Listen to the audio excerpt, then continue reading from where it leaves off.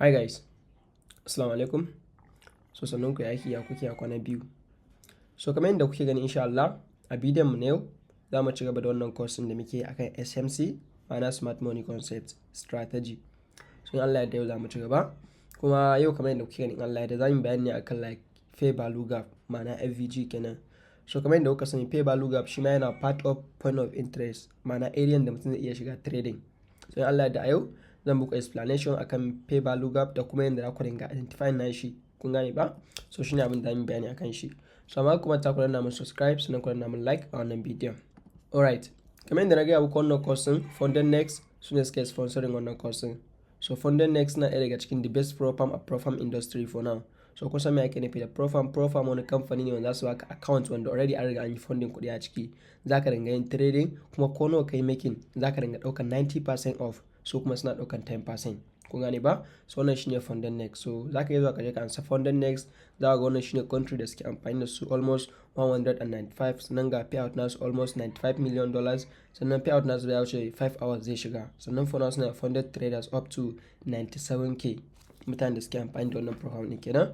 So idan kana so ka amfani da shi ka duba a son wannan bidiyon za ka samu link nawa. So idan kuka amfani da link nawa like za ku samu discount 5% idan kuka je ku sai account. So shine, so sai ku duba a son wannan bidiyon wajen description. Alright, so bari mu ci gaba da bayanin mu akan wannan bidiyon muke akan SMC wanda a yau muna bayani akan fair value gap ma'ana FVG. So yanzu bana nuna muku yadda ku dinga identify din fair value gap. So kusan fair value gap wani imbalance ne wanda market ɗin take badawa anytime, kuma za ka dinga amfani da wani opportunity, let's say za ka iya buy ko kuma kai sell. So amma yanzu bana fara muku explanation don fair value gap ɗin ya rabu ne kashi biyu. So bari muku bayani akan kowanne ɗaya daga cikin su insha Allah. So idan muka duba yanzu like mu ce fair value gap, wasu suna ce mai fair value gap, wasu kuma suna ce mai imbalance. So kowanne suna ga kira shi normal ne. So wannan fair value gap din candlestick ne guda uku za a gan su amma kuma sun ba da gap a tsakanin su. For example yanzu bari mu dauka let's say daga nan wannan candle ne gani, sannan wannan ma candle ne ko, sannan nan ma daga nan sama, so kuma maybe zai mace kowane candle akwai dan wannan alaman wick din haka a jikin shi.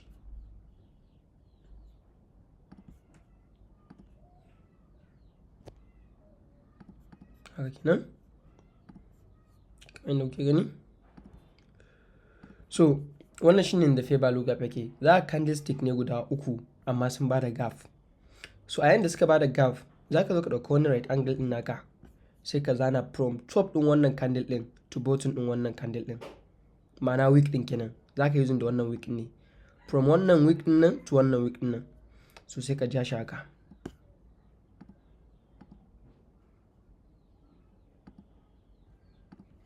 Gani? So wannan level ɗin nan wannan shine gap ɗin, wannan shine gap ɗin. So wannan fair value gap ne. So wannan abin da zamu kira shi da shi, zamu kira shi da me? Zamu kira shi da BC. Wannan shine BC FVG. Ma'ana wannan shi fair value gap ne wanda a duk lokacin da ya gan shi abin da zaka expecting anan maybe zaka expecting buy ne. Maybe yanzu let's say trade ɗin idan ya dawo haka ya tafin wannan PC ɗin nan ya tafin wannan fair value gap nan maybe za a yi looking buy. Kun gane ba? So wannan shine BC fair value gap da muke da shi. Sannan kuma muna da na biyun shi kamar yadda kuke gani shi ma brand sa shi. So da muka duba haka shi ma anan wannan candle ɗin shi ma abin da za ka yi.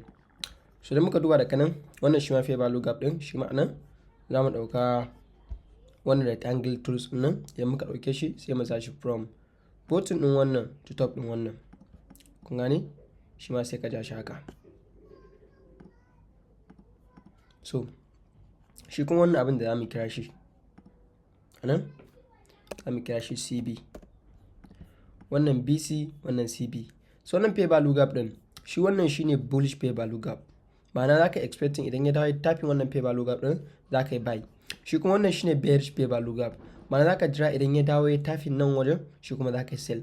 So wannan sune pay value gap guda biyu da muke da su. Kamar yadda kuke ne akwai BC pay value gap, ma'ana shine bullish one wanda anan zaka dinga duba buy ne, and then wannan kuma akwai bearish pay value gap, shi kuma wanda me zaka dinga duba sell ne. So wannan shine pay value gap da muke da shi, akwai BC and then akwai CB. So yanzu da muka koma chart kamar yadda kuke ni, so bari na muku example ne da za ku dinga gane yanda wannan pay value gap din yake. Kamar yanzu anan level din nan zamu ga nan gashi candle guda uku zaka duba 1 2 3, zamu ga nan ga bullish candle mun samu.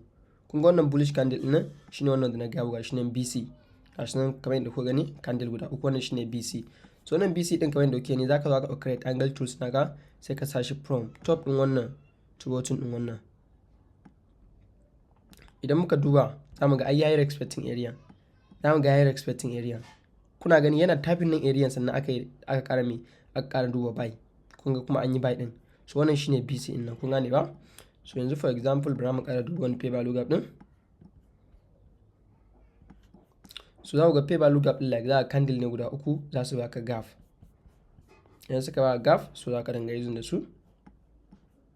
So kamar nan level din ma gashi za ku gani nan kuma mun samu CB ba.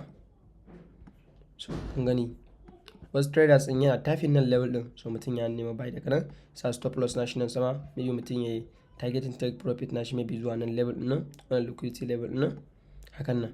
So kun gani so wannan shine yanda like wannan fair value gap din yake. So yanzu kuma misalin da zan baku anan kamar yadda kuka sani market structure, let's say yanzu market tana tafiya bullish trend ko market tana tafiya bullish trend based on wannan strategy. So sai market ta yi haka kamar yadda kuke gani. Idan muka duba daga nan za mu ga nan level din nan mun sami nan mun samu boss ko mun samu boss. So nan kuma ya zo ya breaking wannan low din nan, so da ya breaking wannan low din nan, so anan shine muka samu choke, ma'ana chain of character. Tunda market din tana tafiya bullish trend ne, tunda mun samu chain of character muna expecting ta da bearish trend ko ta da down trend kenan. So anan wajen abin da zaka yi waiting, domin trading 90% ne trading waiting ne, 10% shine execute. So anan zaka je ka identify din wa'annan point of interest din naka guda biyu, maybe a ce da kanan sama let's say zaka identify din let's say wani BO, ma'ana favor abin nan order block yawa. So kuma duk area da aka samu wannan order block din nan, so ana samun impulse move kamar yadda na muku bayani jiya. So dan kuma aka samu wannan impulse move din nan dole zai bada imbalance, dole zai bada gap, ma'ana zai bada gap na candle guda uku nan definitely idan dai an samu impulse move mai kyau. So maybe anan akwai pay value gap, akwai order block, so maybe da kanan kila mu samu wani pay value gap, so anan dole zaka try da wai return, kun ga dole zai pull back. So dan wannan pull back din wasu traders din maybe za su expecting sell da kanan level ne, idan ya dawo nan maybe sa stop loss nasu nan daga order block, maybe is targeting take profit nasu zuwa na haka. Wasu traders din kenan. Wasu kuma traders din su kuma za su yi nema maybe sell da kanan wannan pay value gap nan, hakan nan sa stop loss nasu a saman nan, and then su kuma maybe za su isa take profit nasu ko kuma su haka. So like akwai different traders sun bambanta kashi. Kun ga wasu za su expecting nashi a nan level din, wasu kuma su expecting nashi a nan level din. So wannan garam kaman group A ne da group B. So group din da suka fi karfi yanzu idan wannan group na order block sune suka fi karfi, so za su yi pushing market din fa wannan order block ne, wanda kuma suka yi sell a nan kuka duka za ta stop loss na suke na fitar da su. Kuma kenan saboda wa'annan sun fi karfi, su suna kallon sell a nan ne, yana zuwa nan kuma za ga sun danno market din ta tafi sell direct. So idan kuma wannan group din ne suka fi karfi na pay value gap, so yana zuwa nan za ku ga yayi respecting area and then kuma a nemi sell. So wannan shine abin da yake faruwa a wannan point of interest nan guda biyu, shine order block da kuma pay value gap. So yanzu idan wannan pay value gap ne maybe yana an zuwa haka, maybe haka sannan ya danno haka. So idan danno haka shi nan mun ƙara samun boss da kan level din kamar yadda yake. So kuma maybe market din za ta dawo har zuwa wannan level din nan, maybe market za ta dawo domin duka za ta yi taking wa'annan liquidity nan area duka akwai liquidity, so maybe duka za ta yi taking wannan liquidity haka. Maybe ya dawo wannan, kun gani. So wannan shine example ne da zan nuna muku yadda za ku dinga identify din pay value gap. So na muku bayani akan order block, idan baka kalla ka je kalla bidiyon na jiya. So wannan kuma na pay value gap. So duka pay value gap da order block duka yana point of interest ne, area ne wanda mutum zai iya neman sell, duka level ne wanda mutum zai iya neman sell kamar yadda kuke ni. So zamu ga still nan wajen gashi mun kuma samu wani pay value gap, so zamu ga kuma expecting nashi. so haka ku dinga gani kamar yadda kuka gani a nan. So fair value gap dai kamar yadda nuna muku muna su kala biyu ne, kamar yadda kuke ne muna da BC and then muna da CB. Wannan BC din nan shine bullish trend wanda idan ya dawo ya tapping da area za a yi nema buy. Wannan kuma CB din nan shi kuma shine bearish trend. So shi kuma idan ya dawo tapping wannan area za a nema sell. So wannan shine abin da ya kamata ku sani akan fair value gap. So amma like ku sani wannan market din babu wani abu wanda za a ci ma 100% guarantee ne. So normal kawai idan dai ka iya zaka gane abin da nake nufi. So ina fatan kun daɗi wannan bidiyon, ka kuma ta ku na subscribe da like a wannan bidiyon. Peace out.